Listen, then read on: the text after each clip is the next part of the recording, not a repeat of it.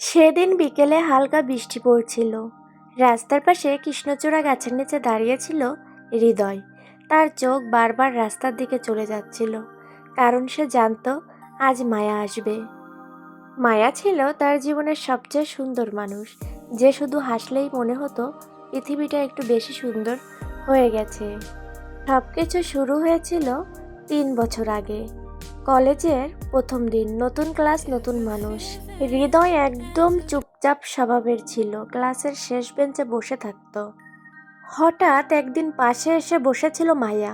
সে হাসি মুখে বলেছিল, আমি নতুন এসেছি, এখানে বসলে সমস্যা হবে? হৃদয় একটু লজ্জা পেয়ে বলে, না, বসতে পারেন। সেদিনের সেই ছোট্ট কথোপকথনই ধীরে ধীরে একটা গভীর সম্পর্কের শুরু হয়ে গেল। দিনগুলো খুব সুন্দরভাবে কাটছিল।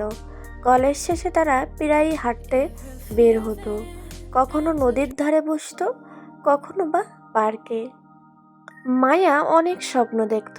সে বলতো, জানো হৃদয়, আমি একদিন অনেক দূরে কোথাও যেতে চাই, নতুন শহরে, নতুন জীবনে। হৃদয় তখন মুচকি হেসে বলতো, আমি কোথাও যেতে চাই না, আমি শুধু চাই তুমি আমার পাশে থেকো। মায়া তখন একটু চুপ করে যেত, তার চোখে যেন একটা অদ্ভুত দুঃখ দেখা যেত। একদিন সন্ধ্যায় নদীর ধারে বসেছিল তারা, হালকা বাতাস বইছিল। মায়া হঠাৎ বলল, যদি একদিন আমি তোমার জীবন থেকে চলে যাই? হৃদয় হেসে বলল, তুমি কোথাও যাবে না। মায়া আর কিছু বলল না, কিন্তু জীবন সবসময় আমাদের কথা শোনে না। কয়েক মাস পর মায়ার পরিবার হঠাৎ সিদ্ধান্ত নিল তারা অন্য শহরে চলে যাবে। মায়া খবরটা বলার সময় কাঁদছিল। আমি চাইনি এমন হোক। হৃদয়ের মনে হচ্ছিল যেন পৃথিবীটা হঠাৎ থেমে গেছে। সে বলল, তাহলে আমাকে নিয়ে চলো। মায়া মাথা নাড়িয়ে বলল, সব কিছু এত সহজ না।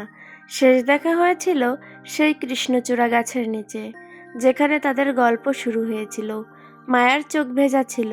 সে বলল, আমাকে ভুলে যাও। হৃদয় ধীরে ধীরে বলল, ভালোবাসা কি এত সহজে ভোলা যাওয়া যায়?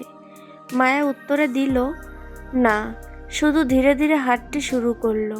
হৃদয় দাঁড়িয়েছিল। মনে হচ্ছিল যদি সে ডাকে হয়তো মায়া ফিরে আসবে, কিন্তু সে ডাকেনি। বছর কেটে গেছে। হৃদয় এখনো মাঝে মাঝে সেই গাছটার কাছে যায়। বৃষ্টি হলে তার মনে পড়ে সেদিনও এমন বৃষ্টি পড়ছিল। মায়া এখন কোথায় আছে সে জানে না।